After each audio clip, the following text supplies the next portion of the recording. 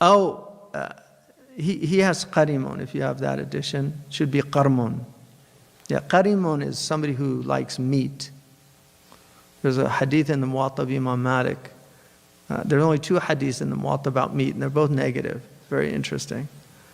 But one of them, Omar saw this man buying meat every day. And he said to him, أَكُلُّ مَا اشْتَهَيْتَ اشْتَرَيْتَ? Like what, you just get hungry for meat and you go buy it? And he said, إِنِّي رَجُلٌ قَرِيمٌ. Like, I'm carnivorous. Like, I like meat. You know, like Afghan people, Arab people, they like meat. And so Umar radiallahu anhu said, أَخَافُ أَن تَكُونَ مِنَ الَّذِينَ Allah subhanahu wa ta'ala قال فيهم أَذْهَبْتُمْ طَيِّبَاتِكُمْ فِي حَيَاتِكُمُ الدُّنْيَا وَاسْتَمْتَعْتُمْ بِهَا. That you'll be from those who have lost all of your blessings in this world and enjoyed them here, so you don't get them in after. So there's something in the pre-modern world called sumptuary laws, which are very interesting. So Islam has sumptuary laws. A sumptuary law is a law that prohibits things that are going to lead to too much luxury. And many societies had sumptuary laws. The Greeks had them because they were worried, especially the Spartans, because they were worried that people would get too lax.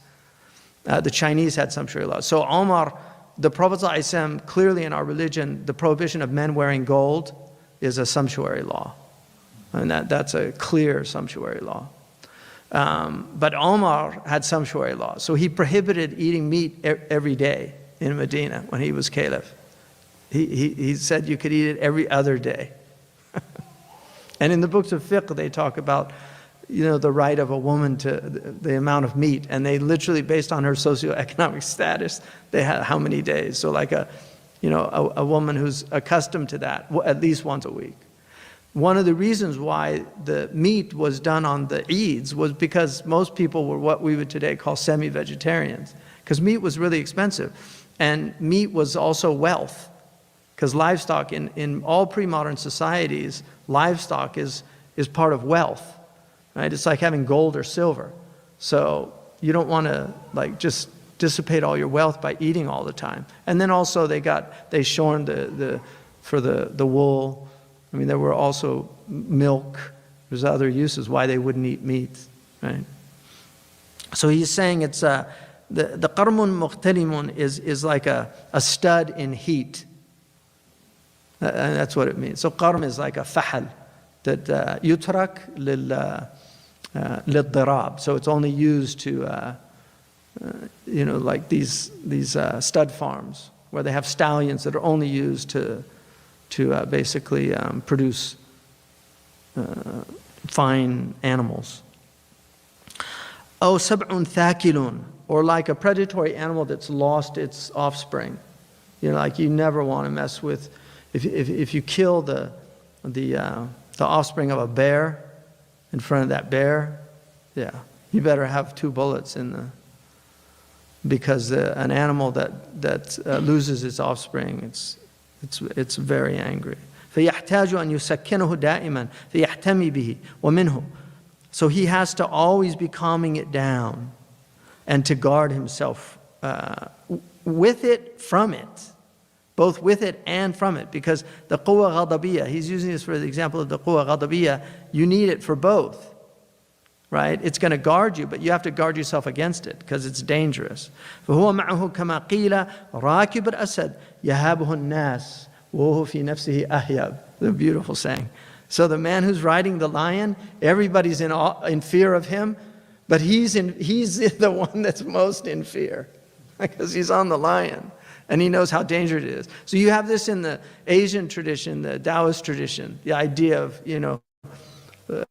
leave mountain, embrace tiger, return to mountain. That's about conquering the soul. So the soul is used in some of the Asian traditions as the idea of, this is the nafs that you have to tame, like the lion tamer. You have to tame the lion. So he's saying you can ride it, your soul, but you should, and people will be amazed at it, but you should always be fearful of it because you never know when it's going to rear its head. You just don't know. And you can't trust it. I mean, Abu Bakr said, if I had 1 foot in Jannah and 1 foot outside, I still wouldn't feel safe until both were firmly planted. And, you know, Ibn Mas'ud said, "Man kana yastan falyastan bil mayyit, fa inna al-hayya la tu'man awaqibhu." Whoever wants to take a sunnah from dead people. Don't take it from the living, because the living are still under examination. Right? The living are still under examination. So it doesn't matter who. I mean, we've had people, notable people, that left Islam, right? People that were teaching, and people learned from them, and then they just left Islam. So nobody, as long as somebody's alive, we don't know. We ask for husn al-khatima, you know, and we ask Allah, inshallah, those people, Allah illuminate their hearts and restore them to their sanity, you know, because it's a tragedy when somebody, you know, one of the companions who went to Ethiopia, he was alcoholic, and he couldn't control his nafs, you know, and so he ended up becoming a Christian so he could drink alcohol. But that's exactly it. You know, it's more about appetites than anything else. People have unnatural appetites, and that will deviate them and take them away from the truth.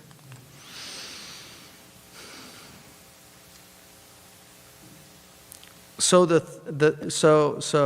third, عن يساره هو الذي يأتيه بالمطعم والمشرب لكنه أرعن ملق قذر شبق كأنه خنزير أجيع فأرسل في جلة يأتيه أحيانا بأطعمة هنية وأحيانا بأطعمة خبيثة فيكرهه على تناولها فهو يحتاج أن يصابرهم حتى يقطع سفره فيبلغ أرضا مقدسة يشرق فيها النور وتشرب فيها النعجة والذئب من حوض واحد فيأمن فيها بوائقهم.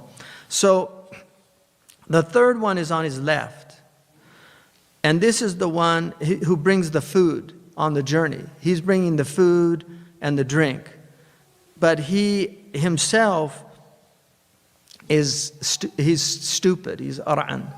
Like ru'unat al-nafs are the frivolities of the self. So the ar'an is the one who's engaged in frivolities. Maliqun, again he's obsequious. Qadirun, he's foul. He's cochino. You know, he's dirty.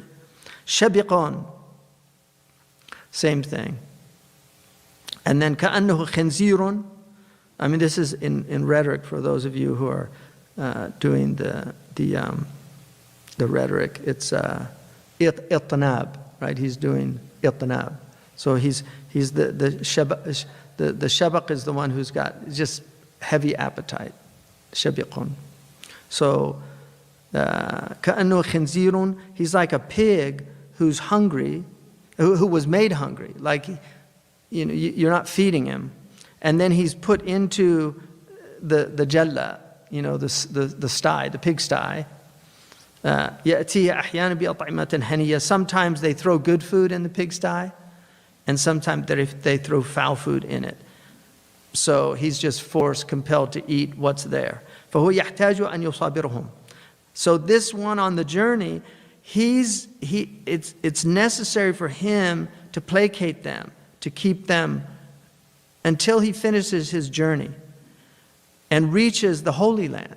So this is the journey to the Ard Muqaddasa. Yushriqu fiha an-nur, where the light illuminates, and the sheep and the wolf will drink from the same bowl together. So all of the trials of the world. فَيَأْمَنُ فِيهَا بَوَائِقُهُمْ.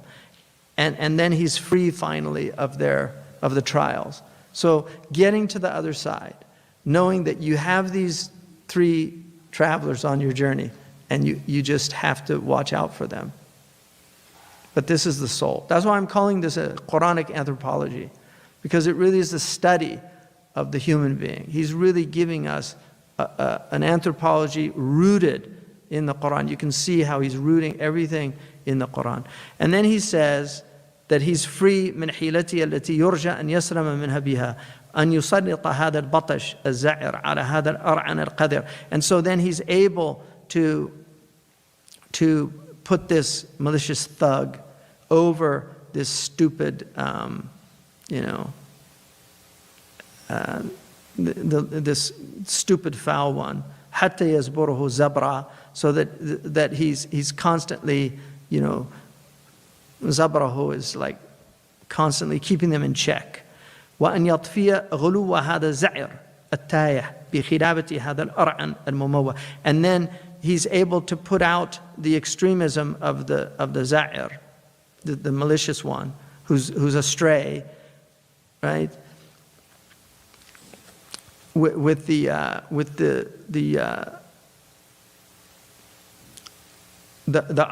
mumawwah, with his his deceptions. وَأَلَّا يَجْنَحْ إِلَى الْمُبَاهَةِ الْمُتَخَرِّصِ, and that he doesn't incline towards the mubahat al-mutakharris حتى يؤتيه موثقا من الله غليظا ثم يصدقه فيما ينهيه إليه. And he doesn't believe that the lying one, the mutakharris, until it brings something to verify from God, a strong covenant from God, in order to believe him in what he's telling him not to do or to avoid. فجعل الملك المباهت كناية عن الوهم. So he says the ملك المباهت is a metaphor for waham. So the quwwa al-wahima is one of the, it's the waham is the estimative, right? But it's related to, you have yaqeen, you have shak, and then you have waham. So waham is, it can create things in your mind that you think are true and they're not true. It's very important, this quality that the human mind has, yatawaham. It's important, but it's dangerous. That's what he's saying, because it can make the falsehood look true. It can do things if you're not careful with it. So that's what he's saying. So, and then the batash az-za'ar, the malicious thug, is the irascibility. And then the ar'an al-qadr al-malik, and the obsequious, stupid, foul one, is the shahwa.